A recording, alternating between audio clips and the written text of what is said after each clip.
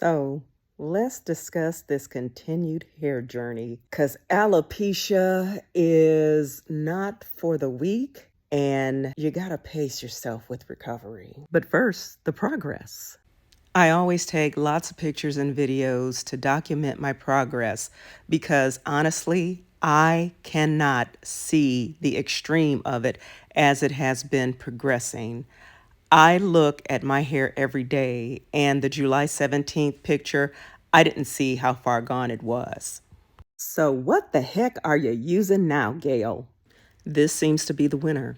I'm not going to say the name of the product because I miss the days of social media when we were just on here helping people to discover new ways to help themselves. And anytime you say a product, all of a sudden people are posting things on your site to say that you're selling it. And I'm not selling this. I am not sponsored or any of that. I'm just hoping this will help someone. With that said, this is it. Including the supplements I went back to. I have always liked these. And then I do my scalp massages because my dermatologist was telling me it's imperative to keep the blood flow going. So there you have it. Now you know. It was hard finding another dermatologist that I felt was qualified to help me with my specific hair. You got to do your due diligence and advocate for yourself in the medical spaces because some people will look at you and immediately just say, hey, here's something. I remember I had a doctor years ago when my hair started falling out who said, I'm going to write you a prescription for metformin, the pills. My latest dermatologist was like, hey, I'm going to write you a prescription for metformin. And I'm like, I don't have high blood pressure, as I told the first one who tried to give me pills. And she said, no, it's topical. So I had no idea it was a topical solution as well. But the guy previous had only done his research to know that metformin grows some people's hair back. So you want to have discussions with your dermatologist after they have done a complete assessment of your hair and your medical history. I have a thyroid issue. I was in the military. So there's some components of things I was exposed to. It's all playing together. And it has taken me since the early 2000s to, number one, get someone who actually would listen to me and to find someone who studied not just hair and scalp, but studied the hair and scalp of Black women because we have some special needs when it comes to certain types of alopecia, specifically the CCC, having found great dermatologists in the Houston area. After the dermatologist I was seeing moved away, I was able to find another one who was equally good, but there was a 6-month wait to get in with her. And that's why I went this route, because in sending them the pictures and telling them what my previous dermatologist had been treating me for, they were able to give me a product that was comparable to what she was doing. And as you can see, this right here, can you see that? You can see it better in the other video. This right here just aggravates the bejesus out of me.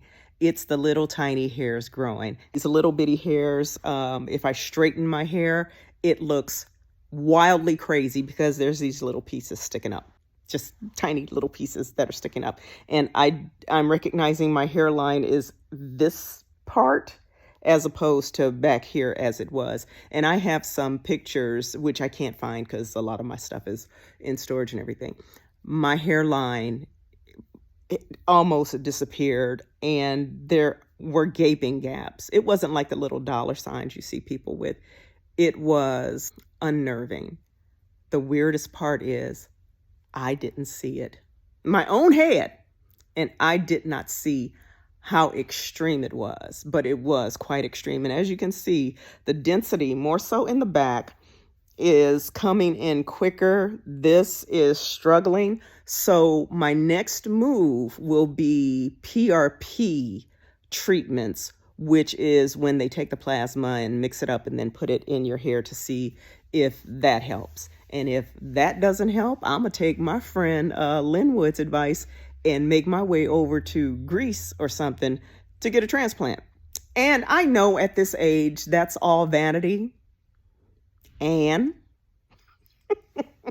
Leave me alone. But I hope this helps someone. Just take care of yourself, because when this isn't even an aging thing, this has nothing to do with age. When your endocrine glands are disrupted by either heredity, environmental, or something, it'll knock everything else off. Because I'm finding that the thyroid thing is attached to so much, and it is so frustrating to get the treatment, because you'll assume it's all of these symptoms and that they're independent. And if you get a really good endocrinologist, they can get you on the correct medication and then get you a regimen and then make suggestions about other things. My endocrinologist is fantastic at Herman Memorial in the Houston area. He is not a hair specialist. He's not a stylist or anything like that. So find your way to a good stylist, a good dermatologist, trichologist, all of those people, if you have the budget for it. Majority of this is not covered by insurance. My thyroid medication is not covered by insurance because I'm not taking the synthetic thyroid medication that is genuinely given almost immediately after it's discovered you have a wonky thyroid. I can't. The synthetic thyroid medication had me feeling like I was going to die. And guess what? It took them 13 years to get me on the right stuff.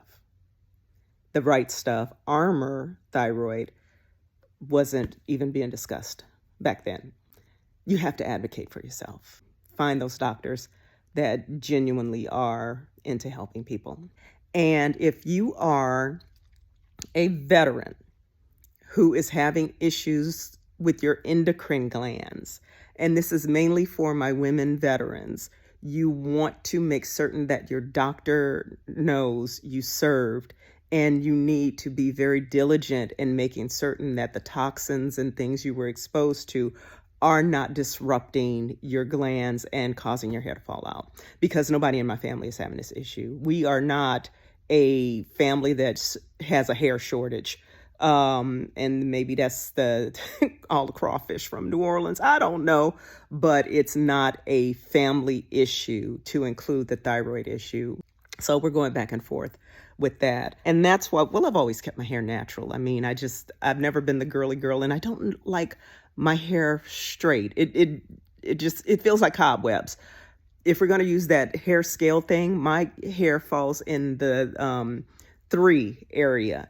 And it's very soft, very delicate, which is why I don't do a lot of different styles, wigs, weaves, or braids. I love all of that, but my hair can't hold the weight of a lot of it. So I just don't do it. But with my hair type, being able to find someone who understands not just the scalp, but the hair texture as well. Because I've had doctors assign me shampoo that when my dermatologist saw it, she just said, girl, don't put that in your head. So you have to find someone who specifically knows what you need.